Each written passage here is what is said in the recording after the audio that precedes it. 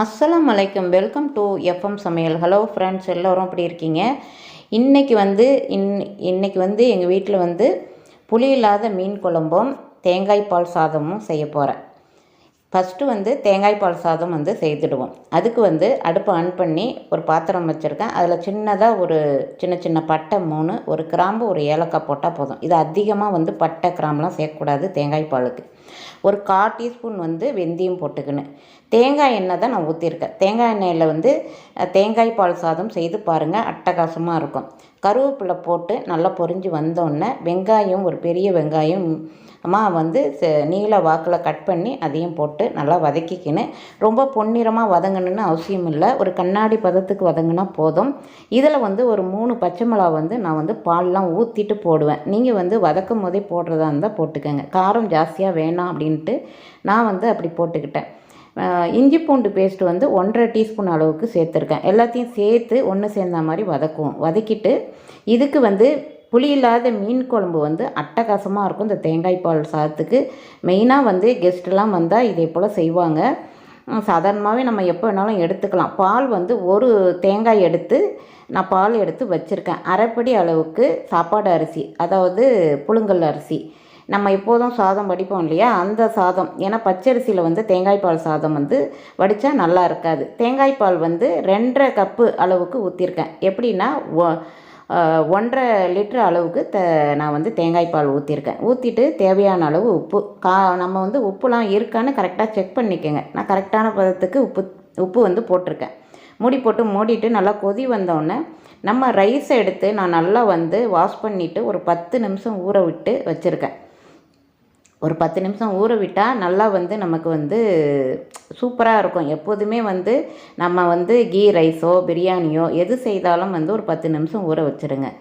இப்போ ரைஸை எடுத்து நல்லா கொதி வந்துருச்சு. கொதி வந்து நான் வந்து கலந்து விட்டுட்டேன். அதனால் அந்த கொதி வர்றது உங்களுக்கு தெரியல. நல்லா கொதி வந்துருச்சு.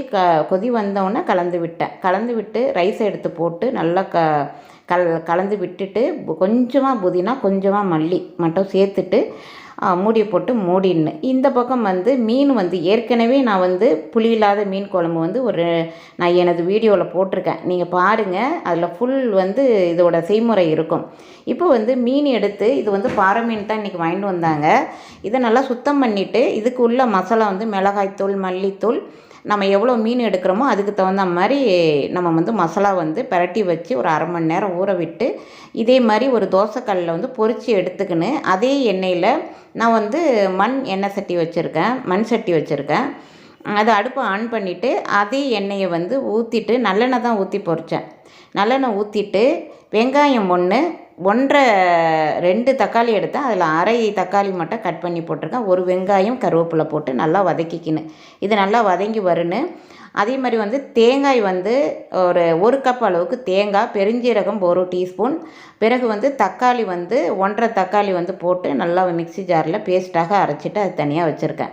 இப்போ மசாலா வந்து ஒரு அரை டீஸ்பூன் அளவுக்கு மிளகாய்த்தூள், காரம் வேணான்னு அரை டீஸ்பூன் மிளகாய்த்தூள் போட்டேன். நீங்கள் 1 டீஸ்பூன் மிளகாய்த்தூள் சேர்த்துக்கங்க. குழம்பு பொடியாக இருந்தாக்கா 2 டீஸ்பூன் போட்டுங்க. நான் மிளகு ஜீரகம் போட்டேன். மல்லித்தூள் 2 டீஸ்பூன், அரை டீஸ்பூன் கரம் மசாலா, அரை டீஸ்பூன் மஞ்சத்தூள் போட்டு நல்லா கலந்து விட்டு அதன் பிறகு தேங்காய் விழுது, ஒரு கப்பு அளவுக்கு தேங்காய், 1 டீஸ்பூன் அளவுக்கு பெருஞ்சீரகம், தக்காளி வந்து 1.5 தக்காளி எடுத்து பட்டு போல் அரைச்சி இதையும் வந்து போட்டுட்டு 2 டம்ளர் அளவுக்கு தண்ணி விட்டுருக்கேன்.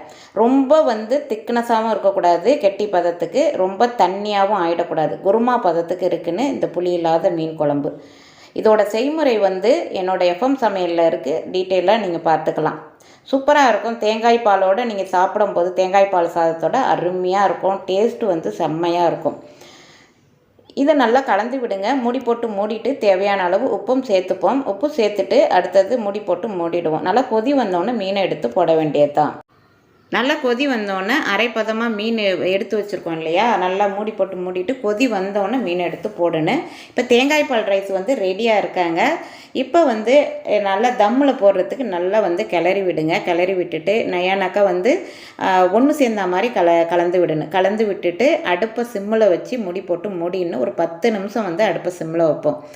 பிறகு ஆஃப் பண்ணின்னு தேங்காய் பால் சாதமும் ரெடி ஆகிட்டாங்க. இன்றைக்கி வந்து தேங்காய் பால் சாதமும் பாறை மீன் புளி இல்லாத மீன் குழம்பும் தான் எங்கள் வீட்டில். அப்புறம் முருங்கைக்கீரை சூப்பு, இதுதான் எங்கள் வீட்டு ஸ்பெஷல். சூப்பராக இருந்துச்சு இன்றைக்கி, அருமை தான்.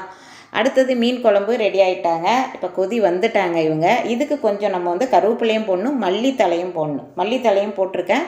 இப்போ மீனை எடுத்து ஒன்றா வந்து அதை ஒன்றுக்கு மேலே ஒன்று போடாமல் நல்லா தனித்தனியாக எடுத்து போடுங்க. தனித்தனியாக எடுத்து போட்டு பிறகு கொதி விடணும். கொதி விட்டு அடுப்பை ஆஃப் பண்ணணும். அவ்வளோத்தாங்க, புளி இல்லாத மீன் குழம்பும் தேங்காய் பால் ரைஸும் சூப்பராக ரெடி ஆகிட்டாங்க இவங்க. அருமையாக இருக்கும், பார்க்கும் போதே அவ்வளோ நல்லாயிருக்கும். லாஸ்ட்டாக வந்து மீன் குழம்பு வந்து நம்ம அடுப்பை ஆஃப் பண்ணுற ஸ்டேஜில் வந்து ஒரே ஒரு டீஸ்பூன் வந்து லெமன் வந்து ஊற்றிருக்கேன். ஏன்னா சுவை வந்து இன்னும் கூடுதலாக இருக்கும். லெமன் சில பேர் ஊற்ற மாட்டாங்க, ஆனால் வந்து நான் லெமன் ஊற்றுவேன். லெமன் வந்து ஒரு டீஸ்பூன் ஊற்றினா இன்னும் சூப்பராக இருக்கும். பாக்கி உள்ள எண்ணெயும் இதிலேயே ஊற்றிட்டு கலந்து விடுங்க. கலந்து விடும் போது ஒரு மரக்கரண்டி இல்லைன்னா தட்டையான கரண்டி எடுத்துக்கோங்க. எடுத்துகிட்டு ஓரத்தில் வந்து கலந்து விடுங்க. ரொம்ப கலக்கி விட்டால் மீன் உடஞ்சிரும். உப்பு காரம் புளிப்புலாம் வந்து கரெக்டாக இருக்கான்னு பார்த்துப்போம். எல்லாமே கரெக்டாக இருந்துச்சு. சூப்பராக இருக்குங்க. இந்த குழம்பு வந்து அருமையாக இருக்கும். இதை வந்து நல்லா கொதி வந்து அடுப்பை வந்து ஆஃப் பண்ணுற ஸ்டேஜ். இந்த ஸ்டேஜில் வந்து ஒரு டீஸ்பூன் அளவுக்கு லெமன் கலந்துருக்கேன். நல்லா ஓரத்தில் மட்டும் கலந்து விடுங்க. என்னோடய எஃப்எம் சமையலுக்கு அனைவரும் சப்ஸ்கிரைப் பண்ணாதவங்க சப்ஸ்கிரைப் பண்ணுங்கள். லைக் பண்ண மறந்துடாதீங்க. உங்கள் ஃபேமிலி அண்ட் ஃப்ரெண்ட்ஸுக்கு ஷேர் பண்ணி விடுங்க. சூப்பரான புளி இல்லாத மீன் குழம்பு, தேங்காய் பால் ரைஸு எல்லாமே ரெடியாக இருக்காங்க. இனிமேல் சாப்பிட வேண்டியது தான். அனைவரும் சாப்பிடுவாங்க, பகிர்ந்து சாப்பிட்லாம். மீனை எடுத்து காமிக்கிறேன் பாருங்கள், சூப்பராக இருக்கா. இப்போ தேங்காய் பால் ரைஸும் ரெடி ஆகிட்டாங்க. ஹாட் பாக்ஸில் வச்சு சாப்பிட வேண்டியது தான். பசிக்குது, பார்க்கும் போதே நல்லா கம்மன்னு மீன் குழம்புனா வாசனை வந்துடும். அதுவும் மீன் குழம்போடு தேங்காய் பால் ரைஸ்னால் கேட்கவா வேண்டும். அடுத்து சூப்பரான ரெசிபியுடன் உங்களை சந்திக்கிறேன். தேங்க்யூ ஃபார் வாட்சிங். பபாய்.